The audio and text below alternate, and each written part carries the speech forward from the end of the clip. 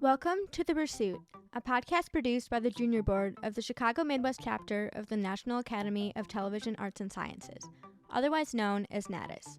We are a group of emerging media professionals seeking insight from leaders in our fields.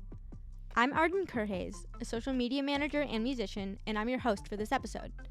I had the chance to speak with Jimmy Nicholas, an actor who you're likely familiar with from NBC's Chicago Fire, where he played Paramedic Chief Evan Hawkins. He was a presenter at our Chicago Midwest Emmys back in 2022 and is currently starring in a musical and hosting his own podcast, Everything But the Kitchen Sink. He'll be in Chicago on Sunday, March 24th for EpicCon Chicago. Stay tuned for information on the EpicCon's after party he's hosting later in this episode. Now, let's learn about his pursuit. Can you kind of walk me through your career journey so far? Was there a moment specifically that you can pinpoint that you were like, yes, I want to do acting. This is it. I'm picking it. This is my thing. Or did you just kind of fall into it? What was your kind of experience there?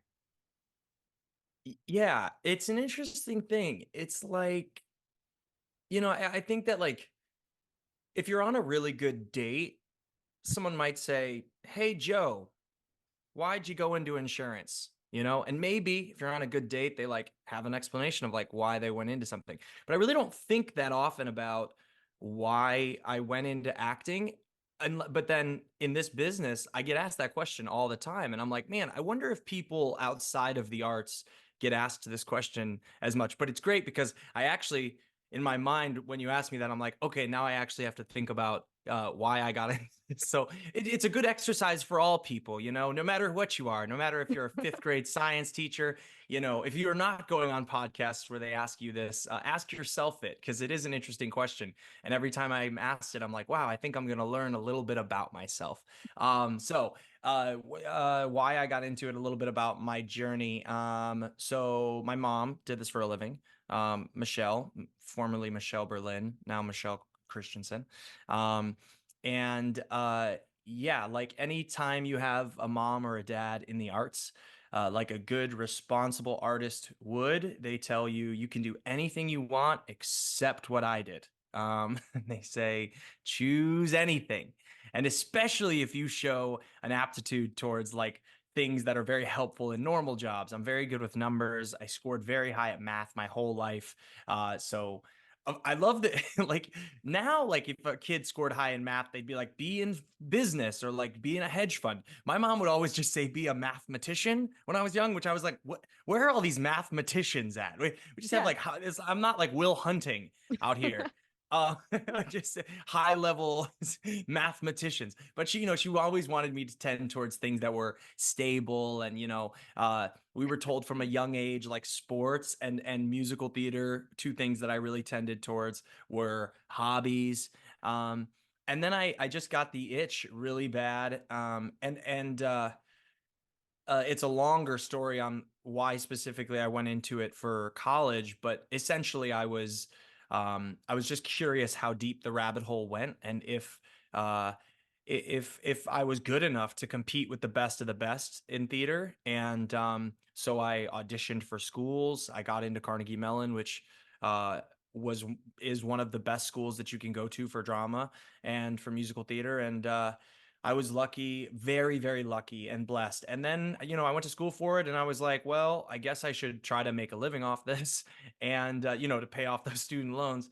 And I've kind of just had this pledge with myself of let's act until, people won't pay me to act anymore. And I've been really blessed to have continued opportunities that lay themselves out like a trail of breadcrumbs. And I've been really lucky. And then on top of that, I think as you are in this business longer, you start to really understand that, this is where your gifts lie in storytelling, for me at least. And so, probably when I get down to the end of my life, I'll be acting for an audience of one, just like myself in a cardboard box. But this is where my gifts are, and I love doing it. So I'm blessed that people continue to pay me to do it occasionally. How long was that? 7 minutes? I got my life in 7 minutes. That was a really good answer. You're acting like you didn't have Thanks. anything prepared. Come on. I had nothing prepared. Then that was even better. But you learn. One of your skills? I mean, I was on an improv team from when I was like, I started the improv team at my high school, which I went to Johnsburg High School, and then all the guys, all the people that I put on the team after I would lead us in rehearsals, because I had worked with this improv team called Green Room, which was a professional improv company in Chicago, and so I knew a lot about improv, and but every time I led a rehearsal, they would be like, Jimmy's leading Gymprov, because it was Johnsburg Improv. So then it was just called Gymprov. And then when I left the high school, it was still called Gymprov, which I love that. Like I would go back years later and be like, it's still called Gymprov Your as a joke impact. because of my name. Yeah. Although I went a few years later and saw some really bad improv. And I was like, who is teaching these kids? I was like, they're putting a hex on my name. I got Oh, no. really bitchy about it. Nice. I respect that I didn't think I'd immensely. shit on my high school today. Johnsburg High School does great theater, great improv. Paul Hanrahan, Roger Zawacki, two of the best to ever teach theater in any high school in the country. They rock. Public school's dope there. I like the backtracking. I'll tag them on the. Yeah, just tag them all. That's the clip Tag that I'm them gonna take. all. Yeah. Yeah, good. I mean, listen, you take any clip. I don't know. Let's go. So this might be a niche question. You were a movement coach on the Time Traveler's Wife, weren't you? Oh yeah, let's go deep. What, Yes, can yes, you I tell me about was. that? What does that mean? Wow, what a How the grab. people? I don't think I've ever. Oh, this is a crazy story. Okay, I'm gonna keep this one. I like long stories, Arden. I Go. like long stories I a like lot. long stories too. Let's go. Okay, okay. So, wow. Okay, I'm gonna tell this story and not throw anybody under the bus. Just That's use how I'm gonna fake tell it. names. No, because all you could look up on Fair enough. IMDb all the names. Fair You already enough. quoted the Fair project. enough. Okay, so I got hired to be on the Time Traveler's Wife, which, if we want to play the game, my you know my career has been a lot of Forrest Gumping or Slumdog Millionairing, right place at right time, or the opposite, which I don't know if that's a film that's been made, but wrong place at wrong time. I'm just either hyper Jimmy was in the perfect place at the perfect time, or hyper how did he end up at this deli as it was getting robbed? Okay. It's either both of those things in my life. So Time Traveler's Wife is one of these right place, right time. Because if I didn't book the Time Traveler's Wife, I really don't believe I would have booked Chicago Fire, because basically I was filming the Time Traveler's Wife and just coming off of it as I was taping for Chicago Fire. And one of the things that was happening in my career for a while was that you self-tape for things, and I had done Broadway, I had done theater, I'd done a bunch of small TV parts, a couple small movies, but people would be like, we think this kid's really good and really interesting, but I didn't have like this long list of credits that you could watch a really great reel. Or so they're like, okay, so this kid's in his 20s, he's been around the block for a while, how come we don't see him everywhere? We want to give him this role that's pretty substantial, but like, if you're comparing me to somebody who has a, pretty substantial resume, you're going to go with the person with the resume just because that's smart business. That's, Mm-hmm. and so they call up my manager, Chicago Fire, and they were like, we think this kid's great. We just watched his tape. Why, what's he doing? What's he around? And luckily my manager was able to be like, hey, he's filming an HBO show right now. He's getting off it. And that was, I literally think that's what put me over the top, which is funny because everything about the HBO show was very lucky that I booked it. So I look back at that and it's just one of those things of like, luck is hard work meeting preparation. Because I taped for the Time Traveler's Wife to play this role called Henry II. Are you familiar with the Time Traveler's Wife? I'm not. Okay, so it's a very well-known book, but in The Time Traveler's Wife, the time traveler himself interacts, he breaks the kind of sacred time traveling rule of like, you can't run into your old self. The time traveler has tons of scenes with 2 or 3 versions of him all in the same place at the same time. And when you're filming that presents a lot of CGI issues. You have different things. So they listed this part as Henry 2. And they said, hey, we're going to need multiple versions of this character in order to film this. But they were kind of loosely describing it. And so I taped these 2 scenes from Time Traveler's Wife where I played both versions of the Henry character, the time traveler, talking to himself. And I did the scenes and didn't think anything of it. And then I got a call from my manager that was like, hey, they really love you for this. Can you go to set? They're prepping to shoot. Can you go to set? I was like, sure, go to set. I meet David Nutter, the director, who is another reason for this story, because without David, I don't think I would have booked booked Chicago Fire. He won Emmys for Game of Thrones and for Band of Brothers. Did the Pacific. He's an amazing director, an incredible human.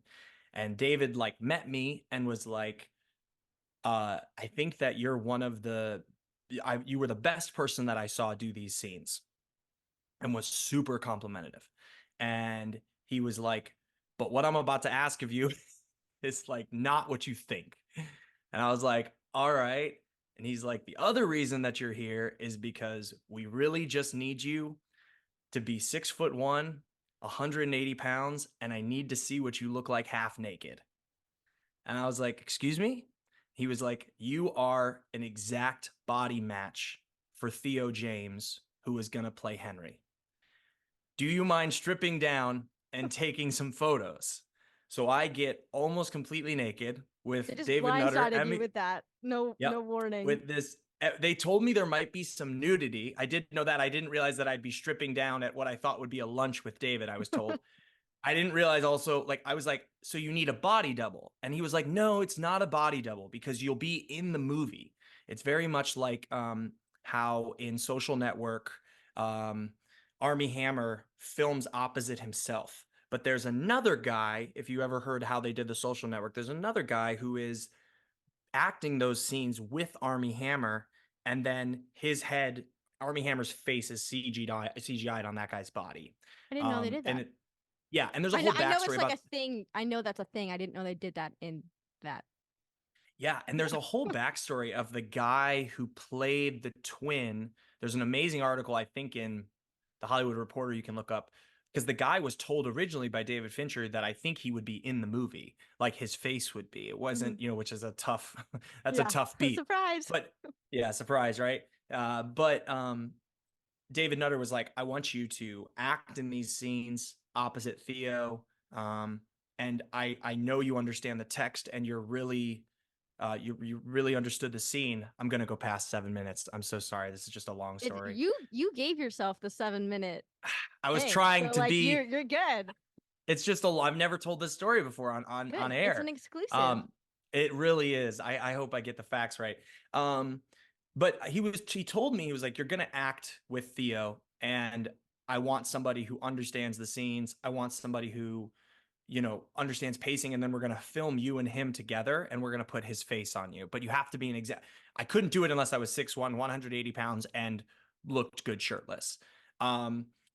Because I was going to need to be half naked, like with him.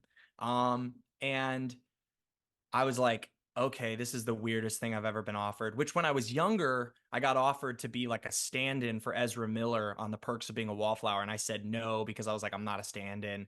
So I was a little bit like, I don't want to be a stand-in, but then it was a SAG contract. It was a really good rate. And essentially the first day I showed up, here's where we're getting to the movement, coach. I showed up and there was another guy who was hired because he was 6'1", 180 pounds and looked like Theo James. And we're all there for the first blocking rehearsal of like the whole show. Like the first time all the actors are together. It's us, it's Theo James, it's Rose Leslie who did Game of Thrones. It's just like this, we're all here.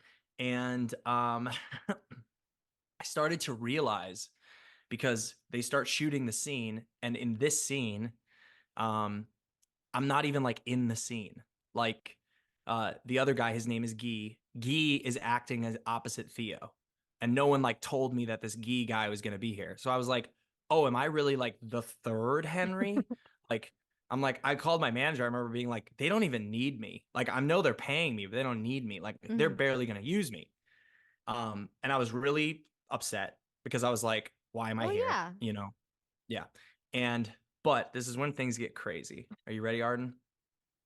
I'm ready. Here's the turn. Here's the turn. So they're rehearsing it. And the first like few hours of the rehearsal, we're just not getting a lot done. And there's a couple reasons for why that was happening. A bit of some communication issues. David has a couple medical things that it takes him a little longer to explain things. And he was struggling to explain what he wanted blocking wise. We were just trying to block this very complicated dinner scene because you have to understand Theo is playing multiple roles in the scene. And so we're having to, mark all this and figure out the blocking with these cameras that are going to be CGI'd later and green screened and stuff. So it's a lot going on and it's not going well. And I'm just standing off in the back with a mask on because we're still like COVID times. And I'm just like kind of hating my life and being like, I don't know why I'm here. And we take lunch and I decide I'm going to go out in a blaze of glory, Arden. I'm like, they're going to fire me by the time we're done today. Oh, no. I'm going to be okay with it. I've been fired from jobs before. It's okay. You're getting paid to do nothing. And you're like, you know what? I was really upset with how slow the blocking rehearsal was going. Not anybody's fault, but I was like, I'm in theater. I can do this. So as soon as we come back from lunch, nobody really even knows who I am. Like I haven't even been introduced to the group.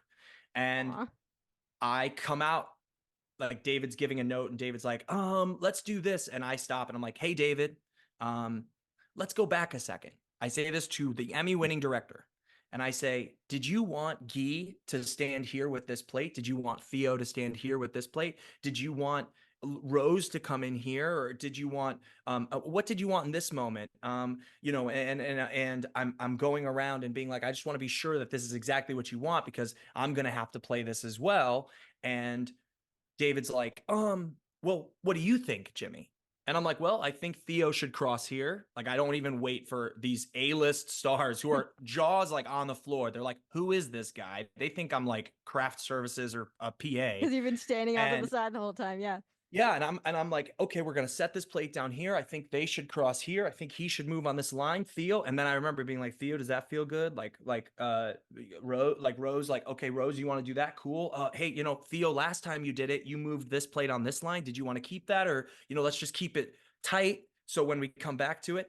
And I just like I helped take over the rehearsal, and I was able to also kind of understand a bit better of what David was trying to say when he was struggling just a tad to communicate. And at the end of the rehearsal, I think everybody was flabbergasted at who I was. And at the end of the rehearsal, David pulled me aside and he said, "You're a huge help.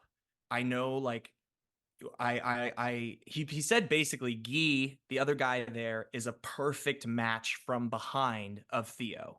So I have to use Guy more than you because Guy's hairline is more like Theo's.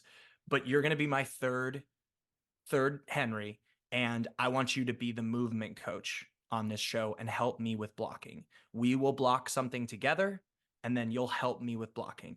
And I'm going to have you here all these extra weeks to be my right-hand guy." This is my first day. I'm like, that's crazy. Sure. Intro brings in all the production heads, costumes, wardrobe, brings in everybody, says, hey, this is Jimmy. Jimmy is now the movement coach. He also says, Jimmy choreographed the Book of Mormon on Broadway. Not true. I had to stop him. I was like, David, I did not choreograph the Book of Mormon. I was in the Book of Mormon on Broadway. Casey Nicola choreographed the Book of Mormon, which is one of my favorite, like, he just got a little confused, but an amazing moment of me having to stop him and be like, I did not choreograph. I did not. He won the Emmy. He won the Tony for that. I did not.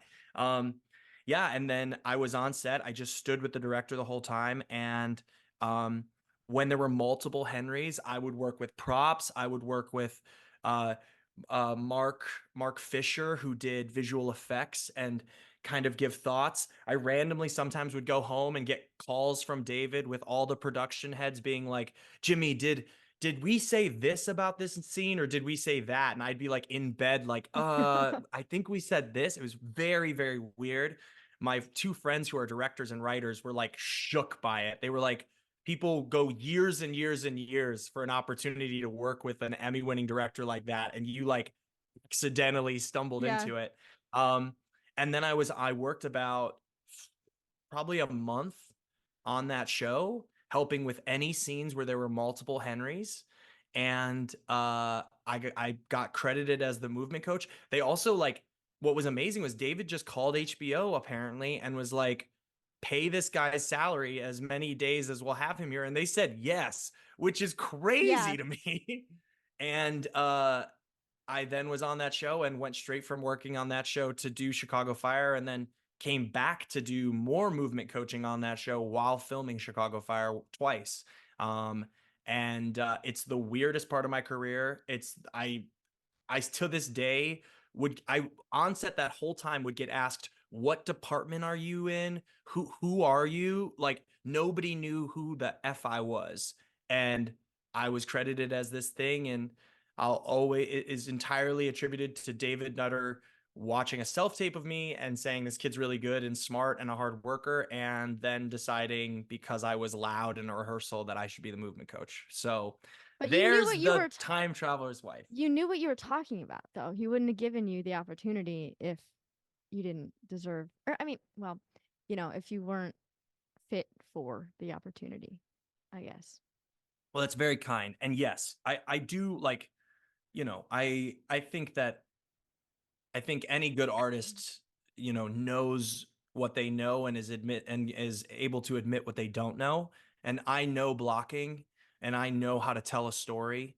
And so in those rooms, like in those blocking rehearsals, I was like, I was active when I felt passionate about it. And I also would like give line readings to Dave and be like, I would say, hey, this, so-and-so's saying this line wrong. You're missing the joke. And our writer, Stephen Moffat, was not there, which I always remember, that show didn't do great.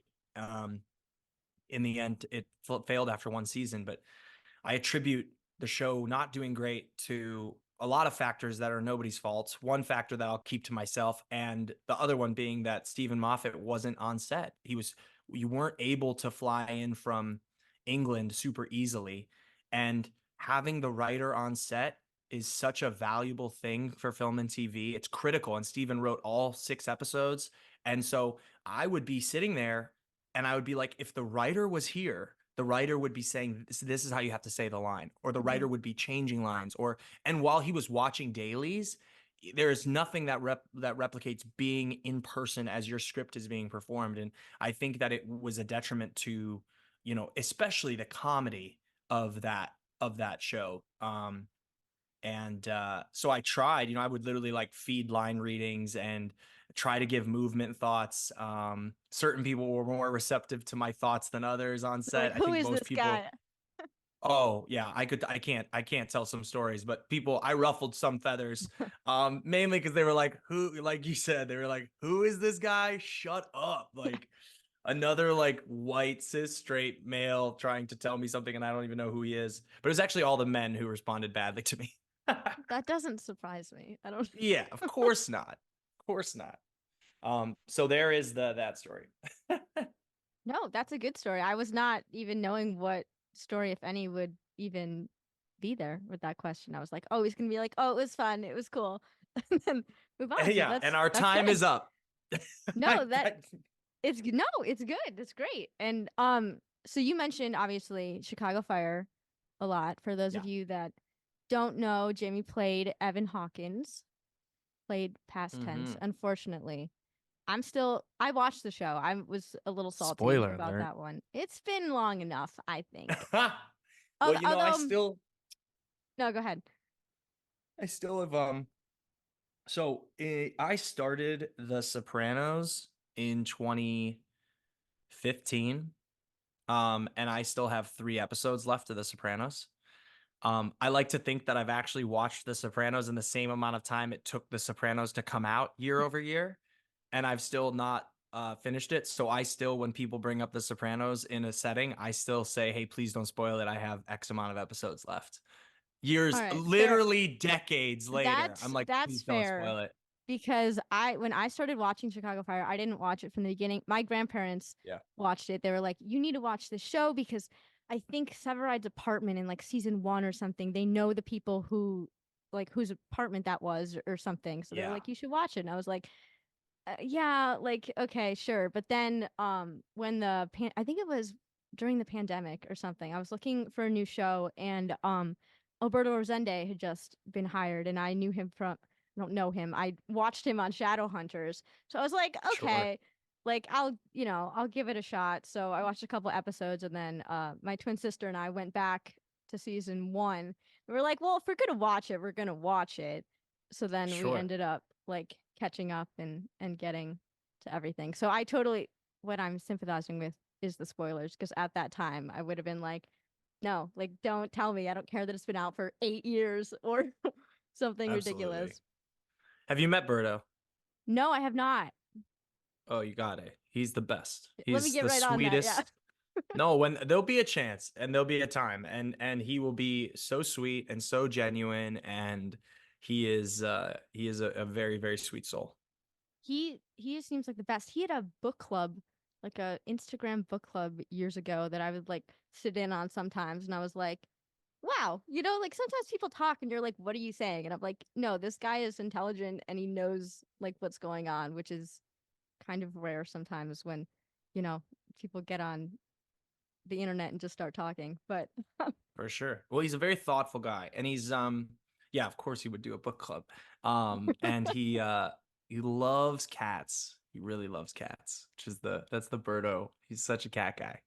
you're like, books and cats, let's go. Anyway, we're very tangent here, We which is love being it's tangential. yeah, Come on. I'm like, what is the word? I don't even know, That's what I'm but here for. it's good. The assist, I appreciate it.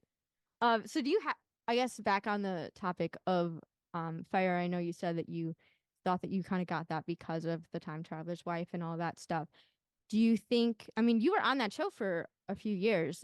Is there anything that happened during that time, do you think, that really helped shape like the direction that you're going in now? Um, yes. I mean, I think that you know, the thing that I think the terminology and verbiage that's thrown around a lot is like, what's your big break? And it's an interesting thing because big breaks can mean different things at different points in your career. Like my first my first time booking a TV show, like I got my SAG card, and that was like massive. Like I was like, holy crap, I'm an actor now. I got my SAG card. I then also joined Equity. I was like, I'm in 2 unions. I'm like, wow, what a break, And Mm-hmm. then there are other things that happen, like you get an agent. Oh my gosh, I have an agent and a manager. Wow, what a big break. Or I booked Broadway, massive break. And yet now I think if people were to like look at my career, and if a third party were to say, what's Jimmy's big break? They'd be like, well, it'd be Chicago Fire. It was so much bigger than everything else. So it definitely has opened doors, and I think um, changed a little bit of what uh, me as an artist looks like to someone who doesn't know me. I'm doing this musical right now in Pittsburgh, and the amount of people that will be like, oh my gosh, he's on TV. And oh my gosh, he's on this show. And I saw, the amount of people after the show that will talk to me about Chicago Fire is pretty high.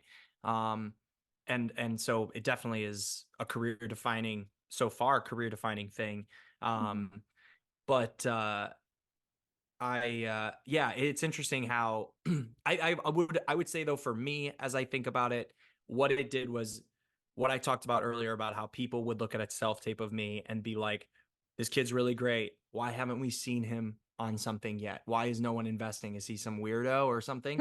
And now it legitimizes me. It legitimizes me where it's like, if you are interested in me, you can type me in on YouTube and watch a million fan edits of whatever and be like, ah, yes, he did this thing. I met with the head of NBC, like things like that. I felt very much like Chicago Fire legitimized me as a professional actor, which I love. And that's kind of that's the cascading effect of its sense.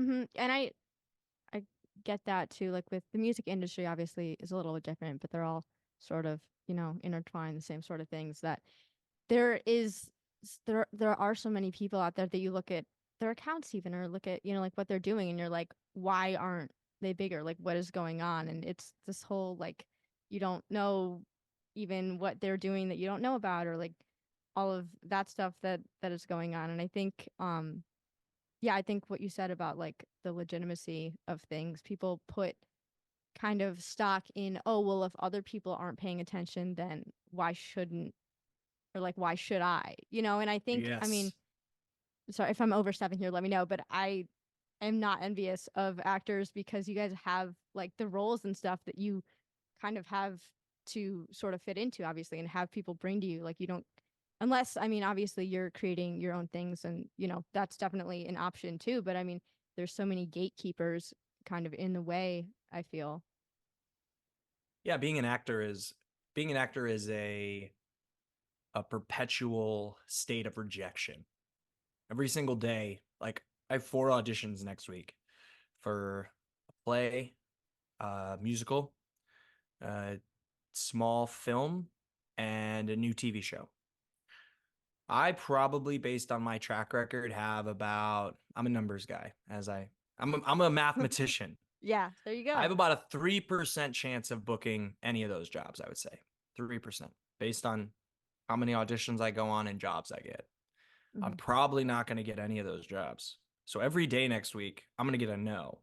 And I'm not going to get a no where they're going to be like, hey, thank you so much for interviewing. We really like you. No, I'm going to put a bunch of time into something and I'm not going to hear anything. Hmm. And that's what, and there's a what's the word for it? There's a sweetness in that like you don't have to deal with the rejection, that you don't have to deal with the exact, there's a kindness in that. That was what I was looking for. Um, in that it's like a swift death. You get to just not be told no, but you really are rejected, every day. But while you're correct, there's lots of gatekeepers in the acting industry. I do not envy the music industry. Um, I would never do that. That is because the music industry, at least like I know, like I always say, actors, you're fighting ghosts. You're fighting ghosts off for jobs. You're fighting off not being 5'11" because you're actually 5'6", and you're fighting off them not looking for your type. You're fighting off that you're not right for this role, whatever. But you're Hmm. still fighting ghosts. The music industry, there's no roles. It's True. just somebody sitting and deciding whether you're gonna make them money. Um, I have so many incredible artists who I'm friends with who write, amazing music and have had record deal after record deal fall through, or producer or manager take them around time after time. Hey, you don't have a big enough following on TikTok, so they get a big following on TikToks. You're not this, you're not that, and like that is, you talk about fighting ghosts. Like I don't even know how you start to, you have to have the same mentality that I have towards acting of like, well, someday I guess it'll just be me in the cardboard box and cool. You have to have that same thing about music of like, well, I'm gonna make it, I'm gonna sing, like not make it, like I'm gonna make my music, period, Hmm. and let's hope someone's there to listen. That's a tough business. Yeah, no, for sure.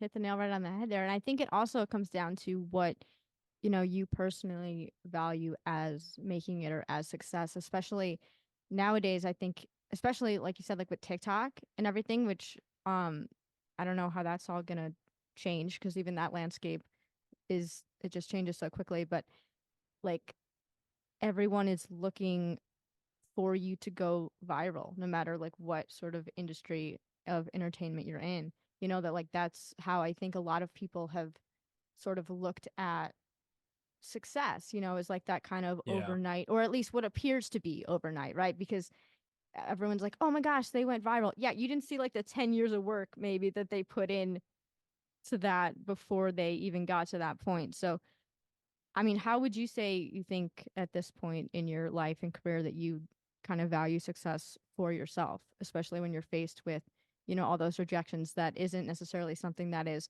say, like a fault of yours, or like something that you would even have to like work on or develop. It's just stuff that you're up against that you don't even know. Yeah. Well, hold on. That's a wonderful question. We're going to come back to that. But I want to also address what you just said, because Um, like I'm forgetting his name. This big music producer just did this interview recently where he was talking about how like I really don't care what the audience thinks when I'm producing a song. I know what I want.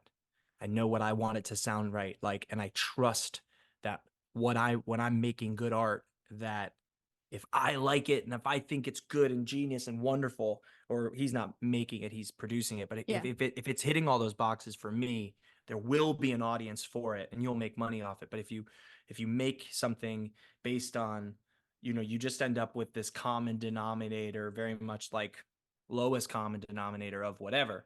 And it's interesting because even in the music business 30, 40, 50 years ago, you used to be able to you'd hear somebody and then producers were paid to have the ear of like, I know this person's a star, I know this is whatever. But what TikTok and what Instagram kind of do is they say, well, we don't even have to do that anymore. We'll wait for someone else to go viral, and then if they've gone viral, then clearly they're good enough. It takes away half their job, and we'll just put money and support behind that person. But I do think there is a power on the producing side still in music of uh of finding someone saying, I know there's no audience for this yet, but I think this person makes interesting music and has an interesting voice, and I want to give them resources to find that audience, their audience. Mm-hmm. But they kind of have reversed engineered it, and I think that's kind of sad. Anyway, and it can be at the detriment of music. But how do I define success for myself? It's a great question. And not one I don't know if I've ever been asked this question. That's a good one. It's a good one. Thank you.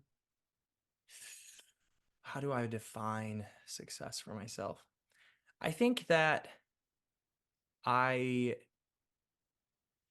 I uh I really like seeking excellence. Um, wow, I'm looking out my window right now and a dude just blatantly ran a red light. That's impressive. Like the middle of the day, pretty busy intersection. Wow, that is impressive. It's impressive Nuts. that he's fine. I was thinking about defining success and I was like, the success is he made it through that red light alive. Yeah. His success. Wow, that was nuts. I think for me, I'm all about seeking excellence, and my best friend, John Jorgensen, he's a was a fellow actor, now he's a pastor. He's incredible. He from like a really young age would just constantly talk about seeking out excellence in like anything that he did, and I started to realize that I had that same kind of fire within myself. And when you think that you have this wonderful burden or wonderful opportunity um, of potential, then the only way you honor that potential is by seeking excellence with it. And as a storyteller, and I like trying to tell the best stories possible and getting better at whatever medium that may be, stage, TV, film. And so for me to define success, I want to continue to just seek out excellence in whatever venues and opportunities are given to me. I can't really control what those opportunities are going to be. I Mm-hmm. can make my own sometimes, but I want to continue to seek excellence in what I do. And I find success when I look back at my career in the instances where I found excellence based on opportunities that were given to me. And those have been a couple different moments in my career so far. um, but it's not necessarily based on recognition. It's definitely not based on financial. But that seeking out excellence and being able to look back at something and be like, wow, that was excellent. Within that, I think for me success is also just joy and contentment. So the when I find something, like I'm doing this musical right now and I get such joy and contentment every single night going and doing this show with my castmates and making the show. So that's success to me.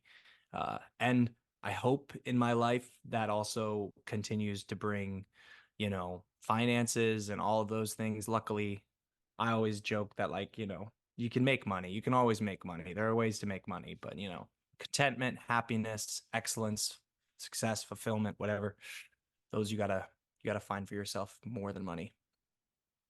Yeah, that was a really great answer. I tried. Good one. So, do you have any preference then for, like television versus live theater? I know that they're different, obviously very different mediums. So I would imagine that, you might get something different out of that, like how, music, like live shows versus recording. It's very different, but just Yeah. curious. Well, I do have a pet peeve. I do have a bit of a pet peeve when Did I just irritate it? no, no, no, not at all. No, you could never. Um, most of my pet peeves are towards actors because actors are the worst. I Actors was in suck. theater in high school and no comment because No, actors suck. Actors are the worst. There's so many people that like the most interesting thing about them is that they are on TV. And so when you're in a conversation with them and you're like, "Oh no, no, I already know you're on TV," then you're like, "We have nothing to talk about." And then someone that's to so literally just be sad. like, you're gonna be like, "Wow, let's tell me again about how you're on TV," or like, "Wow," like and And then that usually can they're go also, away too. oh, Like you that's the could, thing. like uh, Yeah. Well, you're giving the Gen Z argument right now. It's like when you're young, when you're like a Gen Z person, and like if someone on TikTok is like, let me like roast, some millennial for saying XYZ, or and soon enough it'll be Gen Alphas roasting Gen Z. And the value, if that TikToker who's Gen Z, if the value that they're putting on themselves is that, oh my gosh, they're so old, like I'm so young and understand this, and they don't, they're inherently placing a value on something that in 6 to 7 years they're gonna lose, hmm which is dumb. They're not like, I'm smart, I've learned this, or hey, let me show you something unique I have. They're literally just saying what's interesting about them is their youth, which inherently they are Yeah, losing every day. I'm like, how about you share a point of view? Anyway, I I think that digress. comes with growing up on the internet, though. Feel like I'm turning, oh my gosh, I'm turning what, 25 next month? But I feel like Congrats. thank you. My generation is like the last ones that like Instagram came out in like middle school for us. So we didn't grow up Mm, on the iPads really or any of that stuff. But yeah. nowadays, kids, I'm like, man, there's a little bit more to life than the TikTok filters, dudes. But anyway, carry on. But I love, yeah, and it's both sides of the coin. It's like It's a great my tool. yeah, like my youngest brother is 13, and uh like I love how he sees the world. I love it. I'm so intrigued by it. I think it's great. I love like, you know, I love hearing how he sees things and what he makes fun of and what he hates about me and what he likes about me. And I love that stuff. And, he's definitely the iPad generation. Um, but yeah, like anything, it can always be too much one direction, or, it can be, you can fall off the scale one side. Um, but what was I talking about before I was starting to shit on actors? TV versus stage. Yes. I think that lots of TV actors, when they have run out of TV jobs for whatever reason, or aren't, they like to be like, maybe I'll do theater. Like, oh, I'll do theater. And Like it's they've something never that's done it below before. them. It's like it's But super yeah, easy. Like theater would be so lucky to have them. And I'm like, sure, okay, you're maybe semi-famous, so like you could be what's called a stunt hire. And but it's also like, just because, I played trombone in high school. I'm not gonna walk to Heinz Hall down the street in Pittsburgh and say I'm gonna perform Bach concertos on the trombone and hire people to come just because I did 8 years of it in middle school and high school. But hmm yet for theater, sometimes actors who do film and TV are like, I'm an actor, I get acting, I'm gonna like do this thing. And I'm like, that's great, but you might be terrible at it and you don't know the medium, and it also, you're kind of lessening what what stage actors do. yeah. So that's a pet peeve of mine. I do both because I think that actors in general get into this because we like, we're fleety or flighty. I don't know what the word would be for it, but we like buzzing to each thing like a hummingbird. And so you do a stage show and then you're like, man, I'm itching to get back on set and film something. And then you film something and you're like, man, I'd love to dance and sing in a musical. I tend to really the same way that you ask me a question and I get distracted by the red light runner. Hey, that's I'm a pretty tend big to deal. I know, for not having ADHD, I definitely have that tendency as an actor where I jump from interest to interest. So, I love doing both, and both really flex a wonderful muscle for me. Cool. No, I totally feel that. I think, there's value too in being able to kind of switch between those things because, you could get bored also too, like doing this, which obviously, I mean, if you're acting out different stories and all of those things, but that there's, Yeah. value in kind of switching things up and freedom in that too, and that you're able to, switch things up and like chase whatever it is that you're kind of feeling in the moment, I guess, as the opportunity sort of arises. And I'm also like, I'm not at the point. I'm a D+ list celebrity. I'm not at a point where I say no to many, many jobs, Mm-hmm. So for me, if a stage show wants me, I'm excited to be there. I get to make money acting, like hell yeah, I'm Yeah. there. I'll say no to some things because I have to, because I'm double booked or whatever. But for me, you want me to come play pretend, you tell me when and where I'll come play pretend. Like, I'll come talk. Clearly, this podcast. Yeah, right? No, I love that. So obviously I'm gonna link all of your socials so our listeners can keep up with you if they're not already, but you also have your own Sure. podcast. What kind of I inspired do. you to create that and kind of run with it?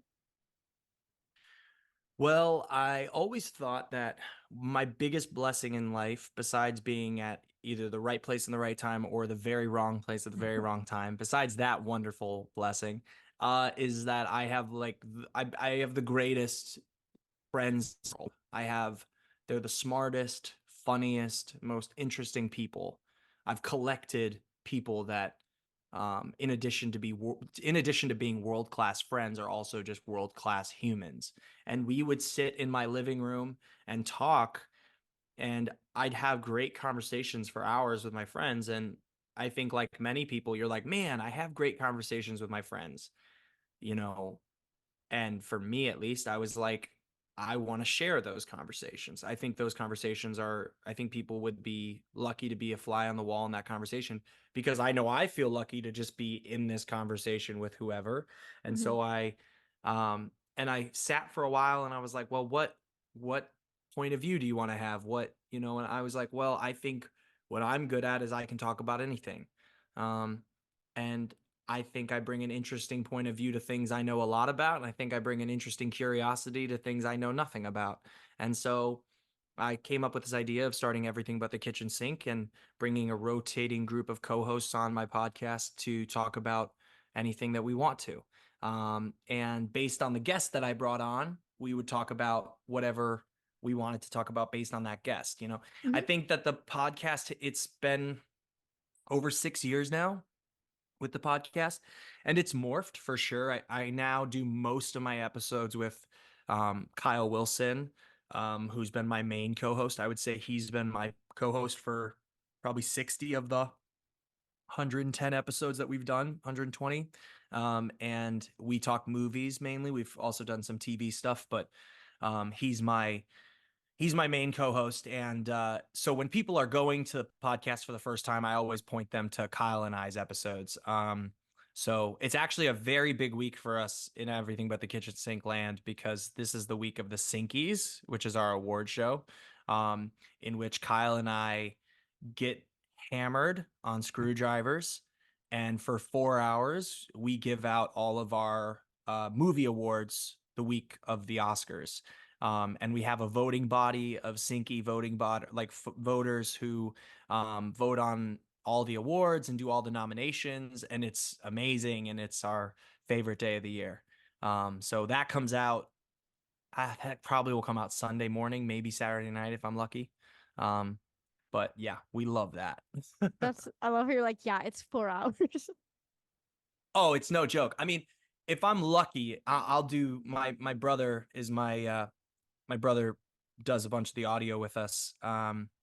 And he'll probably get it down to like hopefully 3 hours and 20 minutes, and then I'll take a listen and we'll maybe get it down to like 3 hours and 15. But it's a long listen. You get your money's worth when you come to our podcast. That's good. And Your you're money gonna, being free, so yeah, it's right. free. Exactly. And you're gonna be at Epic Cons later this month too. I am. I am. What are you most looking forward to with that? I keep getting sponsored ads for it on my Instagram. Oh, do Yeah, you? You're the target I audience. guess so. Well, because I don't know if Twilight people are gonna be there, or the Vampire Diaries or something. Vampire Diaries people Too. will be So there for sure. Yeah.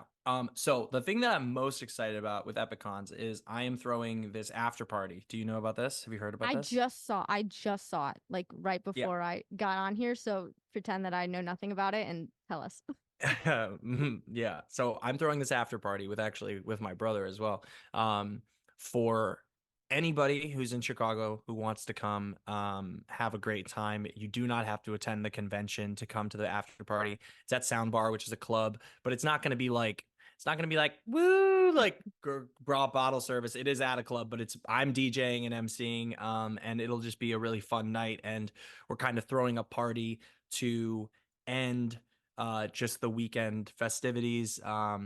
And it's because when I did the Epic convention in July, at the end of it, I felt like everybody was kind of roaming around and didn't know where to go. And they were like, I guess we might go to this bar. And the talent was like, oh, we're going to go to this bar. And then the fans were like, where are we going to go? And some people ended up at Dave and Buster's, and the volunteers ended up somewhere else, and the employees. And I was like, there should be a party. There should be a party. And so I called the the leaders of Epicon, and I was like, "Can I throw a party?" um, so luckily they were like, "Yes, you can throw a party." So it's on a Sunday night, which is weird, but if it starts at 8, so you can stay as late as you want or leave early. But I'm pitching to everybody in Chicago to come to the after party. That's what I would say. And also, we'll make this fun. If you're listening to this, the first, we'll say 10 people who reach out to me, if you message me on Instagram, say that you listen to this podcast, I can get you $25 tickets. That seems cool. 10 people, $25. That's great. I think it's like 75 right now on the site, so pretty good. So we'll do that. I'm crazy. I Nice. didn't even think I'd do that. All right. I think I have one more question for you. Okay. So, what advice do you have for anyone that is entering the industry, thinking about it? Is there anything, that you know now that you wish you would have known? Or even just any great advice that you've been given that you've kind of taken on? This is I love answering this question because I think it's so important. Because I think anytime in life when you're younger, you know, 16 to 21, you're looking for direction and trying to figure out where you fit in this crazy world. Mm-hmm. And I will say this: it's if you if you have the itch to do this, scratch it. You know, you have to scratch the itch because you never want to live your life with regret. So scratch it. And if scratching the itch means doing high school shows, and then, if that's the end of the road for you, that's the end of the road for you. If you scratching the itch means auditioning for schools and seeing if a school, wants to accept you into a program, if scratching the itch means taking a year before college and auditioning, if it means trying to send open submission things, whatever it means, scratch the itch. And when it doesn't have joy anymore, and when there's no itch left to be scratched, don't then feel committed to this thing. Let go lightly. Let go of it lightly whenever that time comes. And in that, artists, people who are meant to do this for a really, really long time will like that itch will never go away, and they'll just have it. And mine could go away someday. I could be 50 and have kids and decide like, you know what, it's gone. And I hope I stay true to my own advice then. Mm-hmm. I think lots of people stay a little too long in the business because they want to prove something to somebody, or you know and when the itch is done, like let it go, let it go. And at the end of the day, like don't worry about if anybody says you can't do something, or if anyone says don't do that or whatever. Like stay true to yourself as an artist. Tell the stories that you want to tell, and most importantly that you need to tell, for whatever those reasons it may be. And that's part of scratching the itch too. But once you feel there's no passion or there's no joy in it, like let it go. And that can come at any time. I will say, don't confuse that with when the going gets tough, chickening out. Like, you got to work your ass off. But usually you can feel the difference of like this. Usually there's a juncture in any road worth taking that's really effing hard. I'll censor myself. And you should know the difference of like, look how far I've come. I need to push through right now. This is a tough moment versus, wait a second, I've hated this whole ride. I just should probably get off. That's a different thing. Because anything I've ever done artistically, even this musical that I'm working on right now, like we had tough days in rehearsals and tough days in tech that are frustrating. And some days I'm exhausted when I show up to do this show that's really hard on my body. And those aren't the days that I'm like, yep, I should quit. Like those should be the days that I push through. But knowing the difference between, okay, there's no joy in this, there's no contentment, and the days where you need to just work hard and put your head down. So that's my bit of advice. I think that is fantastic advice. And also, things aren't supposed to be easy all the time, too. I feel like, sometimes people think, oh, if it's hard, then that means, or if there's obstacles, then that means that, like, I shouldn't be doing it. And I don't know. I hope that people don't always just give up with that because it's, too bad. There's more to it. There's almost nothing in life, I would argue, in a court of law. There's almost nothing in life that is easy that you should probably be doing. I compete in, we didn't really get into this, but I compete in these races, these High Rocks fitness races and these Spartans. And I actually have world championships in June in High Rocks in the south of France, which is crazy and a whole nother story.